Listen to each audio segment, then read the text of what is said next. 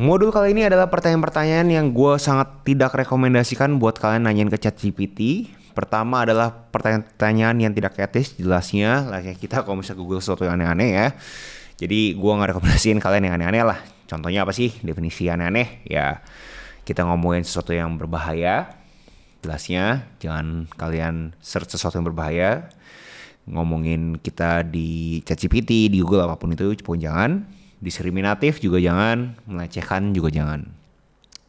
Dan itu udah jelas menurut gue nggak pantas lah.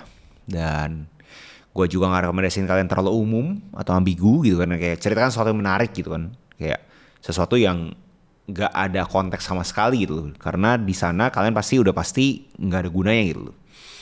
Karena sekali lagi ini kan apa yang menurut gue kalian itu jangan ngomong atau jangan nanya ke ChatGPT. Do's and don'ts. Ini don'ts-nya lah. Pokoknya pertama tadi gue bilang ya, yang nggak pantas itu, yang nggak etis, diskriminatif, berbahaya atau melecehkan, yang terlalu umum atau ambigu itu kalian itu juga nggak bagus karena ya terlalu luasan. Kayak buat apa kalian nanya itu gitu kan.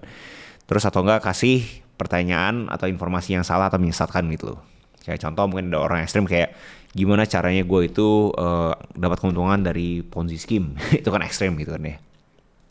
Nah kita juga ngomongin terhadap ChatGPT-nya pun kadang-kadang bisa menolak loh. Contoh kalau misalnya kalian nanya sesuatu yang berbau kerusuhan segala macam yang bisa merugikan negara segala macam, pasti jelasnya ya jangan gitu kan. Dia bilang nggak boleh gitu. Belum kita ngomongin ya not safe for work, itu juga pasti nggak boleh. Jadi pastinya ChatGPT sendiri sudah ditrain untuk menjaga keamanan dan integritas untuk kita semua tuh aman. And ChatGPT kalau misalkan tanpa ada konteks ya bakal bingung gitu. Kayak gue bakal jawab tapi ya nggak bisa memberikan kalian sesuatu yang berfaedah. Kayak tadi kan di course sebelumnya udah dikasih tahu kan kayak kita kalau ngomongin cuma ide konten viral ya oke, kayak gue juga nggak tahu gitu kan konteksnya apa. Nah belum kita ngomongin dari sisi OpenAI jelas-jelasnya nggak pengen menyebarkan informasi yang salah gitu loh. Jadi ChatGPT kalau bisa selalu memberikan ChatGPT konteks. Nah jadi do's-nya untuk mengantisipasi ini semua terjadi, pertama tadi gue share ya, jelas dan spesifik. Jadi dibandingkan kalian cuma nanya gimana cara sukses, pasti kan orang bingung nih gimana cara sukses gitu kan. Lu kalau nanya orang juga orang pasti bingung gimana cara sukses gitu kan. Tapi kalau kalian spesifik kasih konteks gitu kayak apa sih langkah-langkah kunci untuk memulai bisnis e-commerce yang sukses. Nah itu kan spesifik tuh kata-katanya ada ngomongin langkah-langkah kunci gitu kan ya. Untuk memulai bisnis e-commerce. Nah itu kan lebih jelas gitu. Nah lebih bagus lagi kalau misalnya kalian kasih konteks terhadap definisi sukses gue adalah mendapatkan 1 miliar dalam waktu 12 bulan. Nah itu kan lebih spesifik lagi. Nah juga bahasanya tuh lebih diplomatis dibandingkan bahasa-bahasa yang kasar.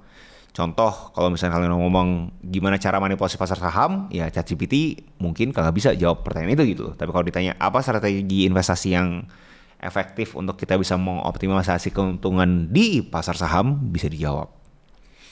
Dan konteksnya juga butuh, kayak yang tadi gue bilang, lu kasih dia konteks lebih banyak lagi buat dia itu bisa merelevankan dia punya jawaban ke konteksnya kita.